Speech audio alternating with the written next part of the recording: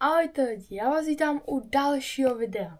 No a dneska, tak už podle názvu této videa, tak to bude zase takové video, kde vlastně jsem měl nedávno narozeniny a dostal jsem takový trošku speciální dárek a to je ten mikrofon A6T. Koukal jsem se na různé recenze videa a tak jako celkově jsem se koukal na to, co to všechno umí a tak. A je to fakt hodně dobrý mikrofon. Dostal jsem ho tak na rozkám a fakt je to extrémně dobré a já se nemůžu ani nevíte, jak se těším, až to rozbalím a otestuju a udělám jakoby. V tomto videu tak si to trošku vám řeknu, co to umí a tak, takže nějaké hlavní funkce, potom co obsahuje v tomto balení, co tam všechno je a potom třeba pro koho je to vhodné, pro jaké třeba tvůrce, tak jako už teďka rovnou vám můžu říct, je to pro youtubery nebo streamery nebo pro nějaké hráče, jo. Takže tak, ale my si jako první půjdeme říct hlavní funkce, to, co tohle všechno umí. Takže já už jsem se to tady jako připravil, takže já vám to jdu teďka říct. Takže my si jdeme říct, co to všechno umí. Jdeme na to. Lidi, a můj cíl je dát 50 odběratelů do konce roka. Takže prosím dejte like a odběr, protože už jsme neskutečný kousek. A my pokračujeme ve videu. Tak jo lidi, takže jdeme si říct hlavní funkce, nebo co to všechno umí a takové věci. Takže má to USB připojení, je to RGB podsvícení, nebo jak už můžeme vidět tady vlastně na obale, tak tady je, že je to RGB a vlastně nějak takhle to asi bude vypadat. Je to fakt jako dobré. Má to držák s ramenem, nebo jestli s tím takhle můžete třeba hýbat a mluvit. Má to tlačítko mute, což vlastně nahoře na tom mikrofonu, tak tam je takové kolečko a tam je i takové pidi-midi, jako takový znak, jako že mute a odmute. Tak to je ono. A ovládání hlasitosti, což vlastně mají všechny mikrofony, nebo i sluchátka, ze kterých sluchátka, které mám tam někde nahoře, jsem taky dělala recenzi. Takže se na to můžete podívat. No a teďka, co vlastně je v tom balení? A to už možná si vezmu i tady takhle přede mě. To jsem takhle trošku dál. Tak. No a řekneme si teda, co je v tom balení, co to obsahuje. Takže je tam mikrofon A6T samozřejmě, potom je tam to rameno, je tam shock mute, což teďka nevím, co to přímo je, ale to je podle mě to je tohle, ale teďka si nejsem jistý. Nevím přímo. Má tu USB kabel, má to pop filter, což je vlastně to je tohle, jo, to je tohle. Jak vy mluvíte, tak ať se to jakoby neodráží, mám takový pocit. No a potom samozřejmě nějaký návod, ať víte, jak to sestavit. Ale už teďka vám jenom řeknu, že sestavení a zapojení toho mikrofonu je extrémně jednoduché a taky si to v tomhle videu ukážeme. Takže to byly takové menší informace tady o tom. V průběhu videa vám taky samozřejmě řeknu nějaké další věci o tom, ale tady tohle byly takové ty základní. No a my se můžeme jít asi vrhnout na ten mikrofon A6T. Jak se mi si těším. Už jsem se trošku díval dovnitř, ať vím, co tam je. Ale vůbec jsem jako nějak hodně se na to nekoukal, jsem se podíval. No a my si to teda jdeme teďka otevřít. Takže otevírám krabičku. Tak. Já si tam to takhle. No tady si to dám takhle. Tak. Takže máme tu ten návod. Jo, ten je jako takový Jo, návod, normální. Potom tak je to taková folie, jo, taková. No a potom tak už tu máme ty věci. Já mám mikrofon sice na obalu, tak je černá barva, ale já mám bílou barvu, jo. A tady tak je teda ten USB kabel, který teďka nevím, jak je dlouhý, ale mám taky pocit, že je celkem dost dlouhý. No a teďka tak jen tak jako vytáhnu ten mikrofon. Jak jsem říkal před chvilkou, je to bílá barva a takhle nádherně on vypadá. Jo. Tady je nahoře to mute, takhle to jako stisknete a on se vám to, mám taky pocit, že se vám to rozsvítí, jestli to je jako jestli jste mute nebo vás jde slyšet, tak to je dobré. Ale taky tam můžete nastavit, ať je to RGB, ale já nevím, jestli to budu dělat, uvidím. Je tu jako hodně takových zajímavých jako věcí. Upřímně je to poprvé v mém životě, co si takový mikrofon budu sestavovat a ukazovat vlastně. Takže to je ten mikrofon. Já možná dám ještě na chvilku té krabičky. Opatrně samozřejmě. No a tady tak je ten pop filter, já ho zkusím vytáhnout, ale upřímně přiznám se vám, vytahovat je to jak to. Jo, a tady to je ten pop filter. Tady má takový úplně pidi smajlík. Vidím smajlíka trošku v tom, nevím. Ale je to vlastně to, co se dáte na ten mikrofon a potom mluvíte, tak ať se to neodráží. Takže to byl ten pop filter. No a tady tak je vlastně tahle věc, tak je na to, že se to tahle věc, je to, že se to tady dáte na ten stůl a vám to drží, jo. No ale to není samozřejmě všechno. My si teďka půjdeme podívat na to ramínko a tak, takže tady tohle se budu muset nějak chytře vytáhnout. Tohle to opatrně vytáhnu. Mají to celkem dost chytře zabalené, by the way, jo. Zase nám tady takhle opatrně. No a jo, tady je prostě ten držák, jo, s kterým takhle můžete potom hýbat, tak tohle je ono. Ono to sice na první pohled vypadá, že to bude komplikované to sestavovat, ale věřte mi, já jsem se fakt koukal a podle mě to nebude zase tak velký problém to sestavit, jo. Já si to možná ještě dám zpátky do té krabice na chvilku. Tady tohle co si tu můžeme nechat. Tohle co si dám třeba tady ještě a tyhle věci si dám taky. Asi sem takhle. No. Mám tu teďka celkem hodně věcí tady na mém pracovním stole, jakoby. Takže tuhle krabici můžeme dát ještě na chvilku pryč.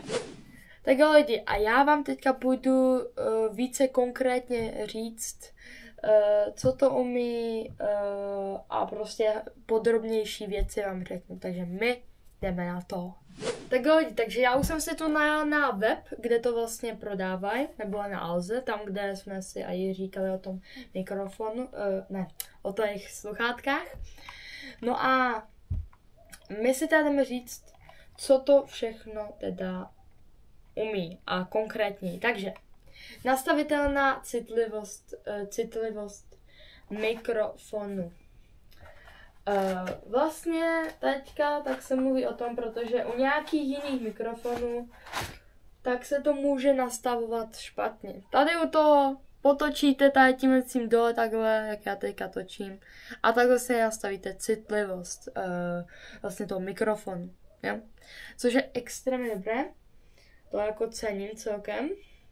Potom rychlé stlumení jediným tlačítkem. To je právě tady tohle nahoře, o čem jsme se bavili, že tady tohle vlastně zmáčknete a ono se vám to jakoby rozsvítí, že vlastně jste teďka třeba mute. Tam si to podle mě můžete nějak nastavit, jestli se nepletu, teďka nevím.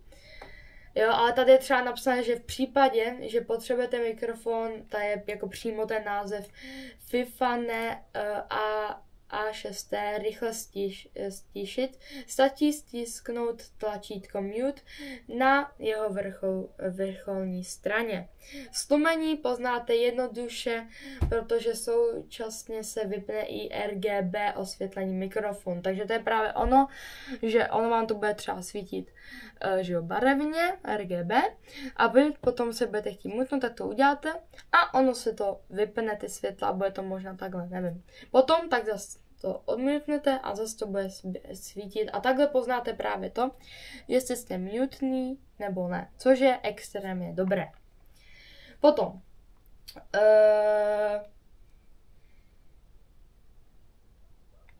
to je tohle. Jo, tady jsou ty věci. Vlastně tady jsou klíčové vlastnosti z toho mikrofonu. Mikrofon Fifane A6, doufám, že to vyslovuju dobře, využijete pro podcasty, streamování nebo jinou komunikaci ve vysoké kvalitě. Takže ano, je to právě na ty podcasty, nebo na to streamování, nebo právě já to budu třeba využívat na YouTube, že jo, třeba do nějakých videích a tak. Praktické rameno umožňuje dokonalé nastavení. To je to rameno, které mám tady v tom balení ještě. Tak to je právě ono. No a tenhle ten kabel, jak jsme se bavili, já si to tady takhle opatrně položím. Tenhle ten kabel, jak jsme se bavili na začátku, jak je dlouhý, tak připojíte jej pomocí odmotavatelného právě kabelu. Má to 2,5 metru, takže fakt je to dlouhé. Jako je to fakt dlouhé. Je to ten USB kabel, teda, takže to je on. Potom pop filter účinně snižuje nepříjemný šum, což ano, to je tady tohle, když budete mluvit a třeba nechcete tam mít vůbec šum a tak právě ten pop filter využijete a máte hotovo. Snadné připojení umožňuje funkce Play X. To je jedno asi momentálně. Tady to je asi jakoby připojení. Potom v balení najdete kromě mikrofonu také USB kabel, rameno, pop filter i vibrační tlumič. To je možná ale tohle už, já teďka si nejsem jistý upřímně. To bude tohle podle mě, to bude podle mě ono. Ale to je spíš na ten stůl, že si to tady takhle jako dáte, podle mě. Těžko říct, ale asi jo. Takže to jsme si řekli jako o hodně více konkrétnější informace k tomu mikrofonu. No a já se ještě podívám rychle. Jo, tady jsou ještě nějaké věci, které jsem vám chtěla říct. Takže vlastně typ mikrofonu je prostě na stativ se závitem, jo. Takže to je fajn. Frekvence od 60 Hz, nejsou to herce? Já nevím, prostě Hz. Takže od je 60 a frekvence do 18 000 Hz. Já se tady do toho moc nevyznám upřímně, ale asi to je prostě dobrý. Citlivost 40 decibelů, říkám to dobře, podle mě. Maximální bitová hloubka převodníku 16 bitů. Takže to je nice. Funkce, to tlačítko Mute, součástí toho balení, jak jsme už říkali dvakrát nebo kolikrát, je pop filter a to je rameno například. Hodné pro herní komunikaci a to na PC.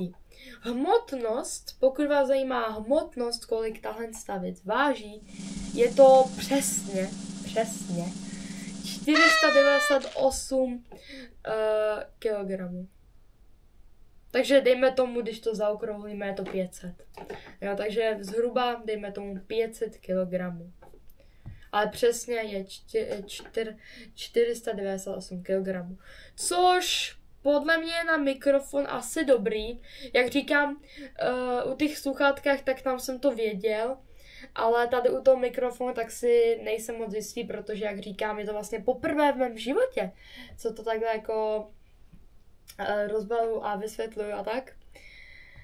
Takže nevím, jestli to je hodně málo, možná myslím si, že někteří se třeba vy se můžete o to třeba vyznávat líp, než já třeba.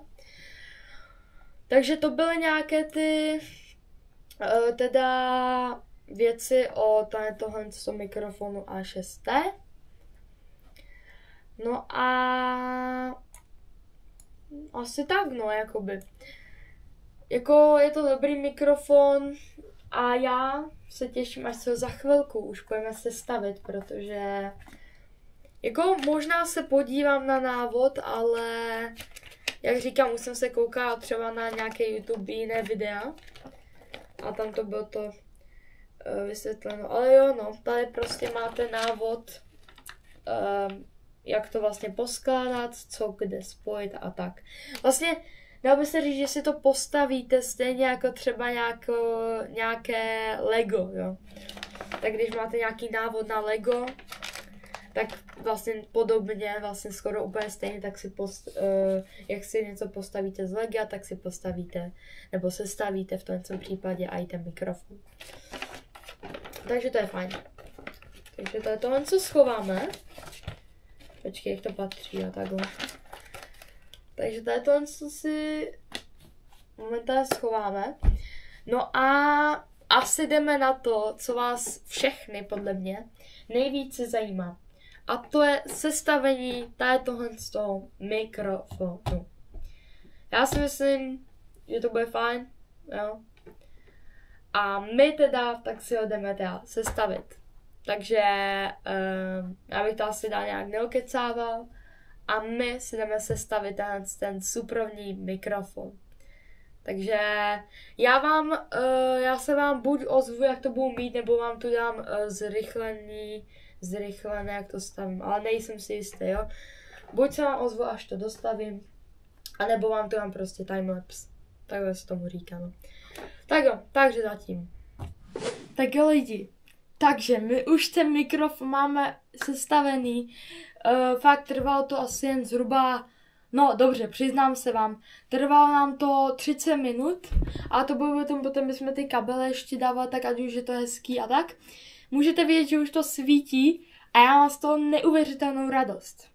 No a protože jsme to už zapojili do počítače, tak já půjdu do OBS, což je nahrávací program, třeba obrazovky, a tam tak už tenhle mikrofon tam mám jakoby danej.